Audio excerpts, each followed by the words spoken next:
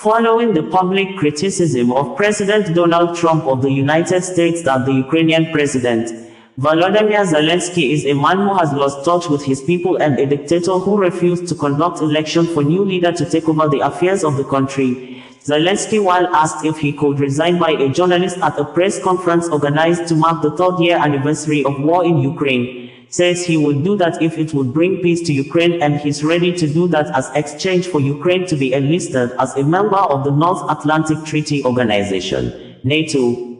Asked on Sunday at a press conference if he was ready to quit if it ensures peace for Ukraine, Zelenskyy said, "If it guarantees peace for Ukraine, if you really need me to resign, I am ready.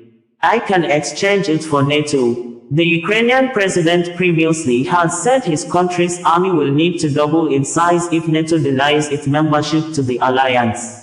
Earlier this month, U.S. Secretary of Defense Pete Hegseth said that Kyiv joining NATO was unrealistic.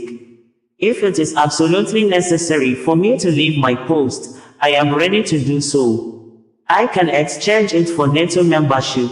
If such conditions exist, then immediately, without prolonged discussions. I am focused on Ukraine's security today and do not intend to remain in power for decades. This is probably my dream." Zelenskyy, who spoke in a native language as interpreted in English language by an interpreter, stated during the press conference marking the third anniversary of the start of the full-scale war in Ukraine.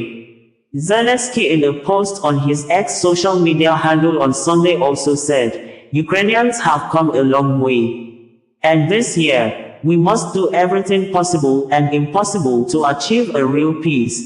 Peace with security guarantees for our state, with guarantees of dignity and respect for all our people, for everyone who has lived, lives and will live in Ukraine. The people of Ukraine deserve respect, just as every nation on earth does. And just as every person does. Those who are fighting, those who have raised truly heroic sons and daughters.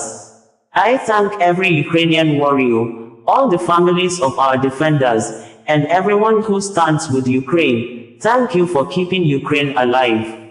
We had earlier reported that despite the medical condition that he's under the high flow of oxygen in the hospital over double pneumonia, Pope Francis on Sunday, on the eve of the third-year anniversary of the war in Ukraine launched by President Vladimir Putin-led Russia government, called on everyone in the world to remember victims of the war in Ukraine, describing the war, which started on February 24, 2022 as painful, shameful for all humanity.